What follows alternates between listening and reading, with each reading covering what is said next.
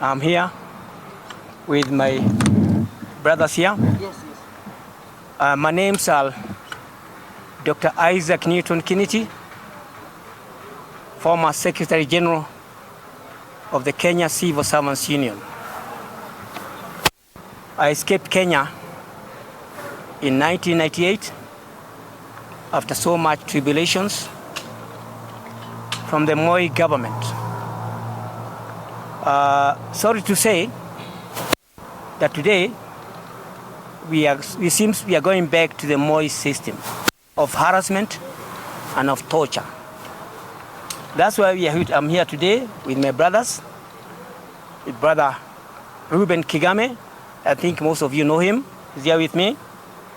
Dr. Mohoro is here with me. And our brother Mwalimu Gashoy.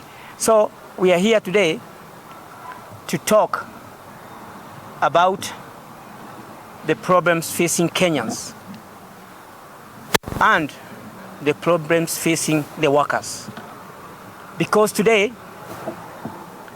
the net pay that is received by the workers is less than the money being taxed.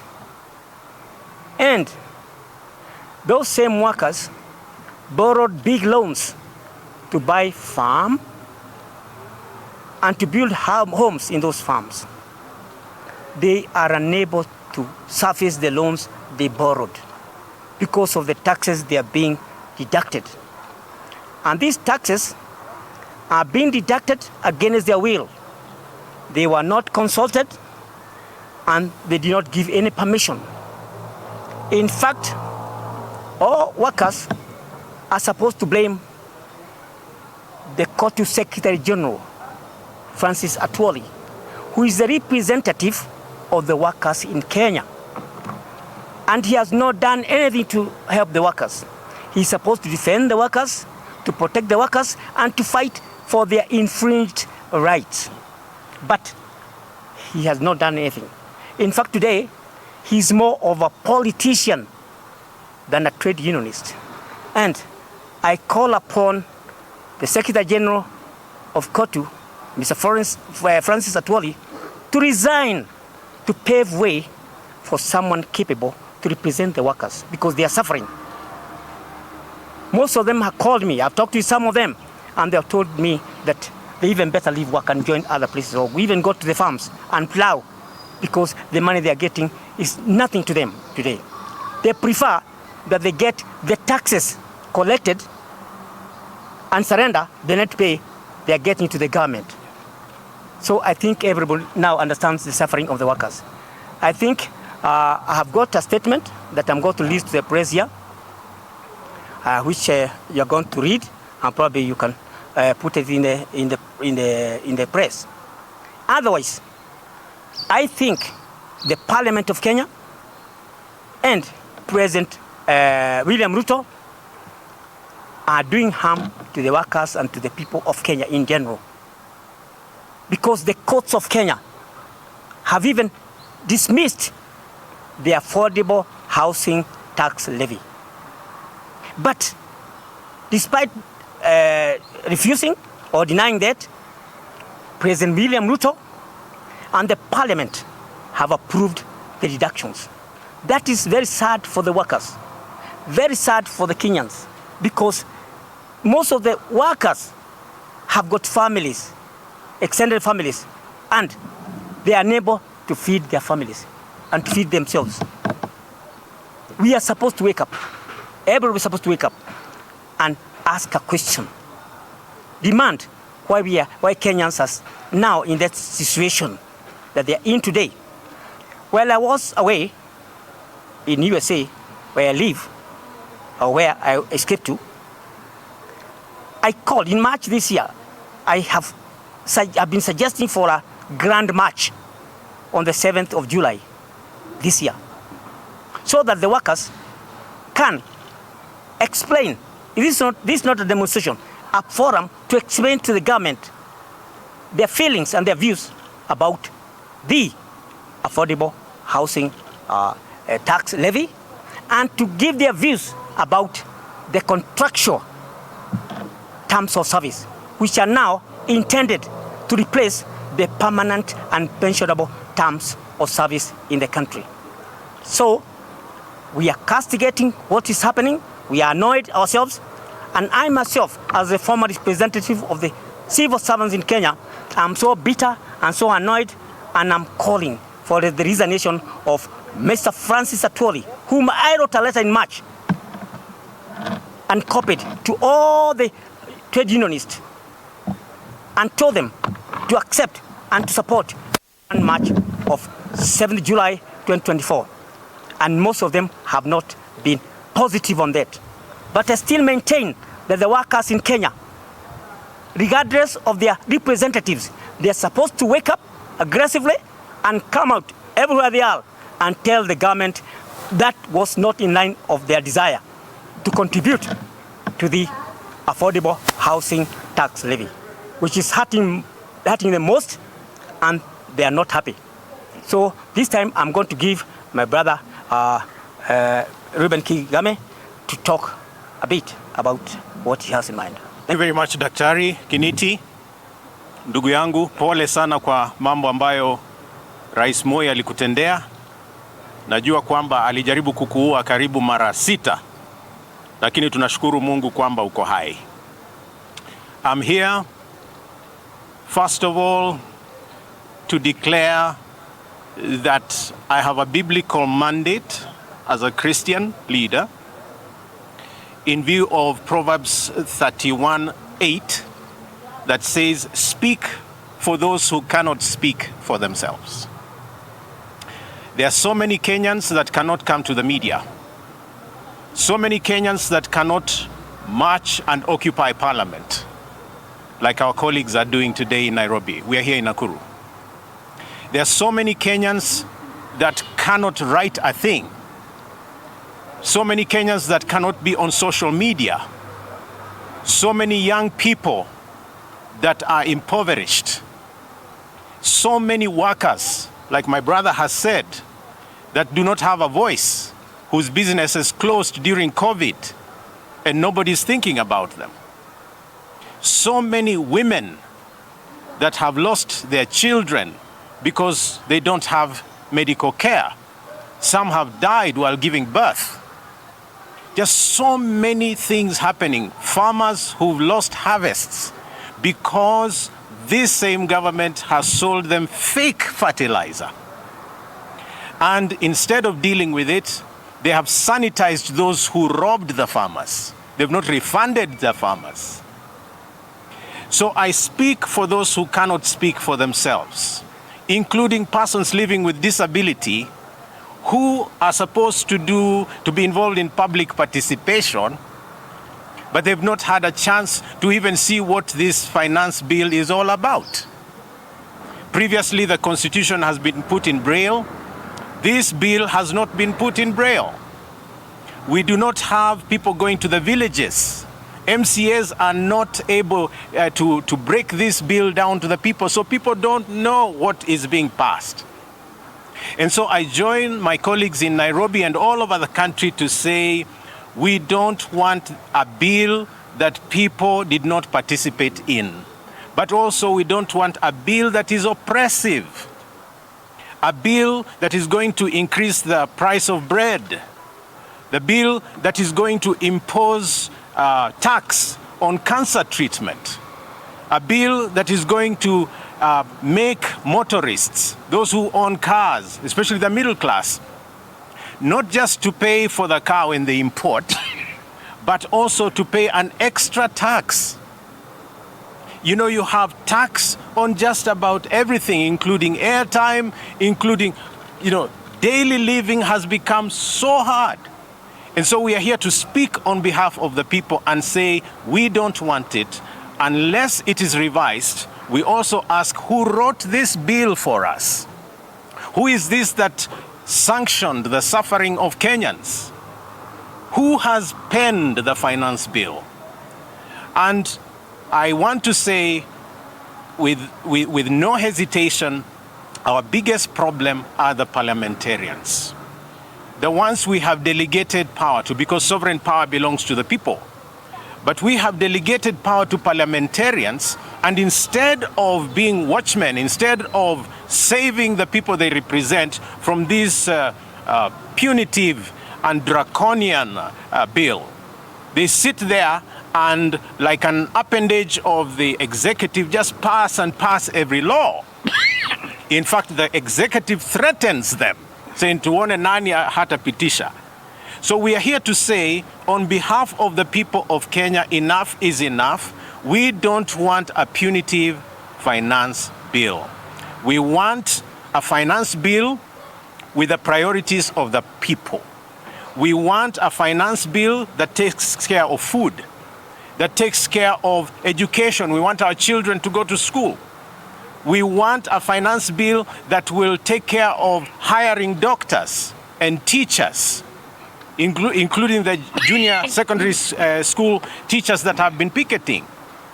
We want a bill that will take care of even the policemen that are suffering. How do you pay a policeman 18,000 shillings? Hapo ndio atoe rent, ndio atoe maisha, livelihood, school fees ya watoto. We want to call upon even the security organs, the policemen, badala ya kuharas wananchi tukipicket, join us, protect us, because you are suffering like everybody else. And I want to say to every Kenyan, we need to take our power back. We need our country back. We need our authority, our sovereignty back. We do not want someone imposing a bill that we did not write.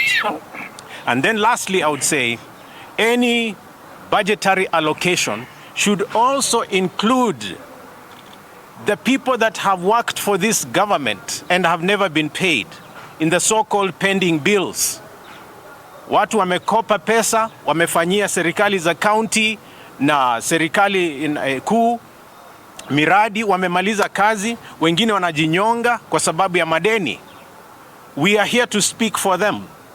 We want to say you must include those pending bills in the budget before we can accept it. So we are here to speak on behalf of the people, and we will issue a comprehensive statement. My colleague will be able to issue that. And we want to say, even as media persons, operating as media is going to be so hard if this bill is passed. So we pray that God will take away this cup from us and give us a better country. And to our word to the government, I would say it's time to stop living luxuriously, lavishly, as Kenyans die from hunger and all kinds of needs. Masafari kila mara, every day. Over 60 trips since this government came into power by the president himself. Hizi safari zote ndio zinafaa kulipa madaktari, ndio zinafaa kulipa wafanyikazi na kufungua biashara yao. People are moving businesses from Kenya into neighboring countries because of the greed amongst our leaders. We need a government that is people-centered, that values the issue of character. We want a value-based, servant, accountable leadership. And God bless you, and God bless Kenya. Yes, good morning. My name is short. As my colleague have said, my name is Dr. Mohoro Michael, Secretary General, Chama cha Mwananchi, and the National Convener of small parties in the country. We are here at this time in history of our country where there is a cause. And we do know that when there is a problem in this country, political parties and trade union have always come together. We know that from our independence days, from the second liberation. And today we are here as political parties. I know in the last decade or so, parties have not played any part when it comes to issues that touch on Mwananchi. So today, as small parties, whom are no longer small, because in the last few months, thousands of Mwananchi have joined what was so-called small parties. So here today, we are here today as important day. We are calling it the Nakuru Declaration, where we are saying wananchi are joining the parties that were so relegated or they had forgotten. And Chama cha Mwananchi, one of the oldest small parties that was formed in year 2006 by our party leader, Mheshimiwa Koigwa Mwere. We are here today to say that we are speaking on behalf of the citizens of this country, and we are endorsing Brother Reuben Kigame to be our spokesman, to be our leader in terms of expressing the struggles we do have as citizens of this country, the majority who are silent, the majority whom we have been called small parties. And today, in this Nakuru declaration, we have endorsed Reuben Kigame to represent the small parties and also to support him. And in this struggle of finance bill, we are saying it is a Mwananchi-led struggle. Yes. We are here to give it power. We are here to give it power in terms of parties. And we do believe that once the citizens say no, once the citizens allies, history is replete of examples where the Wananchi started a struggle. This is a struggle of Wananchi. So the small parties, as a national convener of small parties, led by Chama cha Mwananchi, we do support this start from Brother Reuben and trade unionist Kiniti and Mwalimu Gashohi to come together and lead this struggle. I think I'll be giving to our press statement for comprehensive explanation of what I'm saying. Thank you so much. I want to add one thing. There are a certain class of people who have been forgotten. The people that retired are not at home now, who are old, are struggling. They have not got their retirement benefits for months, and they have got life to live. It is important for the representatives of the workers to remember that these are the people who used to pay them salaries before they left their work. And they need to live. They need to be supported. How would an old man who retired from work, who cannot even get another job because of age, survive without the money that is due for him? So we urge the government to hasten and pay these old people retired their money back. Because I would say that the government is stealing money from these workers, the retired workers, which is very bad. So it's stealing both the money from the civil servants, from the workers who are being deducted affordable housing tax levy because they were never consulted. That is stealing. And it's also stealing money by denying the retired workers their dues. Thank you very much. Very well. I thank you, ladies and gentlemen of the press. I want to read the statement by Reuben Kigame, who is the founder and leader of Maadili Movement. This we are calling it Maadili Movement, from where Daktari Muhoro said that the issue of small parties, we are calling it Maadili Movement. My name is Mwalimu Michael Gashohi. I say that I am the standing senator in Nakuru. There is a sitting one, but I'm the standing one. And once given the seat by the Wananchi, I'll sit on it and do the mandate what it requires. At the same time, I'm the acting secretary for Maadili Movement. I want to read just a statement. On behalf of Maadili Movement, our partner organizations and the great people of Kenya, we wish to strongly condemn the imposition of yet another finance bill that is more punitive and draconian than the 2023 bill, now an act. We need demand that the entire bill be thrown away and a new people-centered bill drafted by our own financial experts as a country. The fact that the IMF and World Bank have congratulated the government seems to point that their emissaries may have had a hand in the preparation of the budget statement and the bill. We insist that Kenya is a sovereign country and must not be dictated on what our priorities should be. As the Maadili movement, we note with deep concern that this bill overtaxes an already overburdened citizen, but especially Mama Mboga and Boda Boda that the Kenya Kwanza government vowed to protect. As we speak, many are stressed, without food, without rent, without work, without education, without hope. So passing this bill will lead to untold suffering and the ultimate destruction of our economy as a country. What is more, the bill comes from a government that spends our incomes extravagantly through foreign trips, lack of priorities, and outright looting.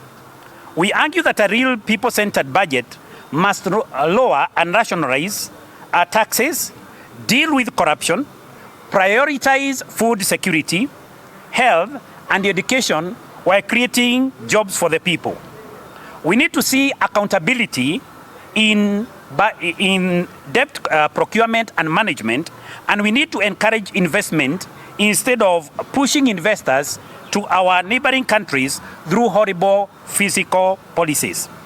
The insensitivity to people's need is numbing. For example, while billions are being allocated for foreign travel and entertainment, the budget for the employment of JSS teachers was being slashed from an estimated 16.6 billion to 14.4 billion. There is also reduced allocation for health by about 11 billion and scrapping of Linda Mama initiative. Allow me to address our members of parliament now directly as they seek to discuss this year's budget. Our single message to them is this: throw the finance bill to the black holes. Remember, you have delegated power, and so if you pass the bill without reasoning to the many voices of Kenyans on social media and in the towns and the villages of this country, be sure that we will not need you after you vote yes to the bill. We appeal to every member of our National Assembly, urging that the 2024 finance bill be rejected in totality, pending substantial revision and rewriting, factoring in all the negative effects and serious concerns from a huge section of our society. Article 1 of our Constitution clearly states that the sovereign power belongs to the people of Kenya, but that the people may exercise their sovereign power either directly or through their democratically elected representatives.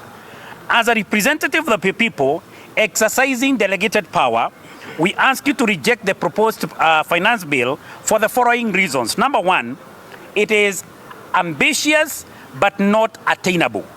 According to the Business Daily, by the 20th of March 2024, KRA had collected 1.37 trillion in taxes in the 8 months that ended February, leaving it with a task of collecting 280 billion monthly over the remaining 4-month period in order to meet its target of 2.5 trillion. The Budget and Appropriations Committee has approved a budget of 3.914 trillion. We are concerned that you are about to approve a 4 trillion budget when attaining a 2.5 trillion revenue correction has been difficult. Given the massive borrowing and careless expenditure by the government in the last financial year, our appeal to you to reject this bill pending revision is in view of the need for Kenya to style up and live within existing means. Number two, why the MPs should throw this bill out.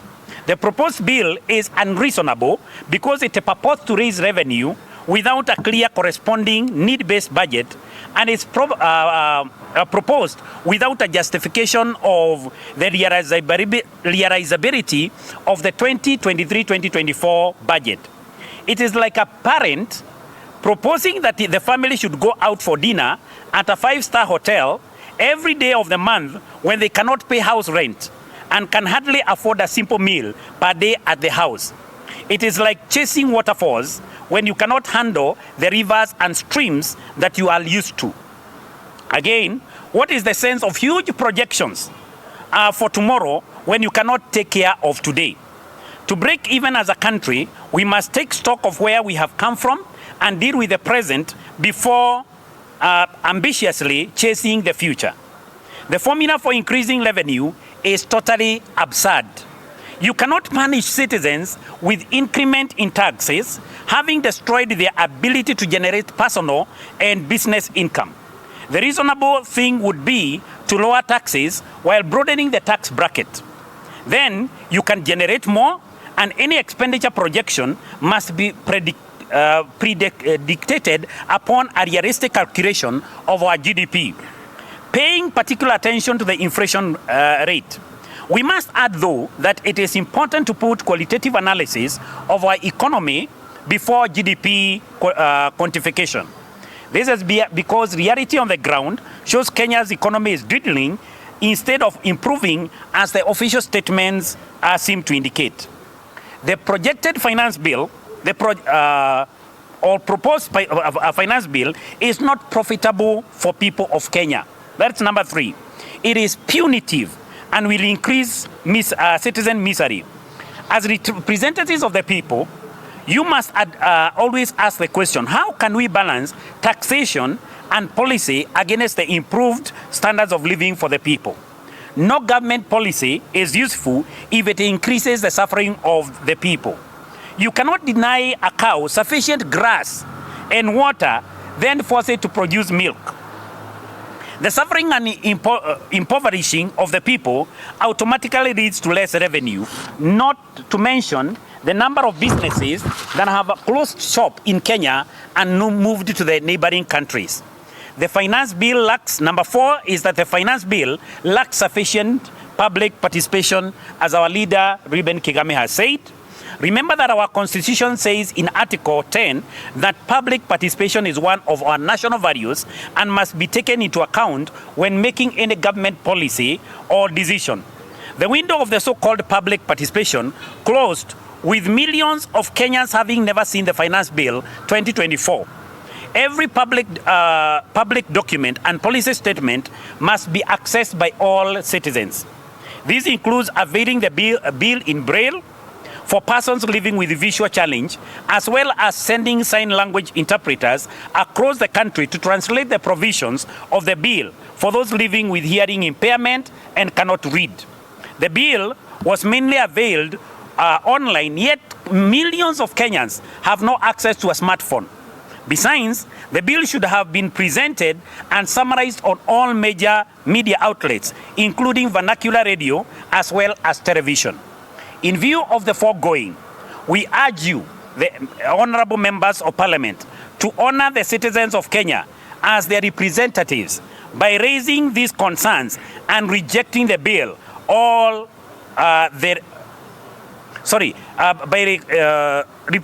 raising these concerns and rejecting the bill pending all the relevant changes. God bless you and God bless Kenya. Signed, Reuben Kigame, Chairman, Mandili Movement, and witnessed by Mwalimu Michael Gashohi, Acting Secretary, Mandili Movement. Thank you very much, ladies and gentlemen. Because if the finance bill doesn't go through, the appropriation bill today will be read before the finance bill comes in. So what do you think should happen in that case? And then the second question, if the finance bill doesn't go through, the allegations that the government is likely to borrow more money, and how will that impact the life of common Wananchi, because we're getting into more debt? So what other options do you suggest for the government to address? Allow me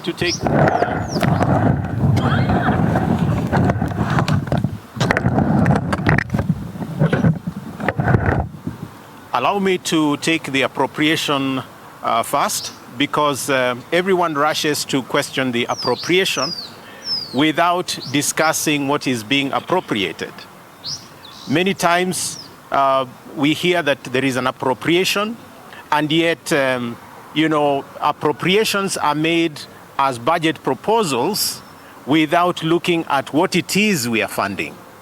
And so the problem is that we have experts around the president and around Kenya Kwanza that are not helping the president to actually view the budget and the proposals in view of the citizen needs. And so Parliament will certainly vote over certain proposals, but those proposals are based on what? So who came up with these proposals? What are the figures? And how do they propose to fund whatever it is they're proposing?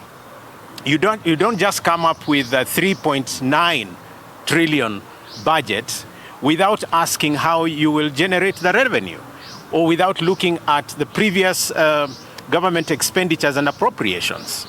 So I would say the entire principle is wrong before you even get to discuss the appropriation as well as the bill. But secondly, the issue of borrowing. That is the elephant in the room, because there are three problems with this government as well as the previous government's approach to borrowing. First of all, we are supposed to borrow for development. The question is, can the previous government and the current government explain to us which projects were funded, how much, and what was achieved by which project? There is almost zero record in this particular regime of development programs with corresponding expenditure. So money borrowed is supposed to be spent on development. Which development? Instead, we hear scandal after scandal. Now, the second problem is that we have a lot of what we call odious debt. So money is spent, it's borrowed and spent, then citizens pay for what they never saw. Most of that money never actually comes into circulation here. A lot of the money is hidden in offshore accounts by our leaders. And people don't want to talk about this, but our leaders trade with our lives. They are merchants on hire. Actually, they've hired themselves. So they borrow and borrow and borrow, but keep putting in the pockets. That money, it never gets spent on citizens. That is a wrong way to do borrowing. And the last thing I would say about borrowing is this. For massive amounts of money to be committed to the country called Kenya, whether from China or from Bretton Woods institutions or whatever, who gives the mandate for our leaders to borrow in our name? Who says this is okay? And Parliament just sits there like a stooge, watching, I'm saying it's the wrong way to do government. You don't go commit ourselves and our future, our children and their children, to incur debts they will never be able to pay. And so we say even the entire borrowing principle is wrong and it needs to be revised. We need to live within our means. That is our emphasis.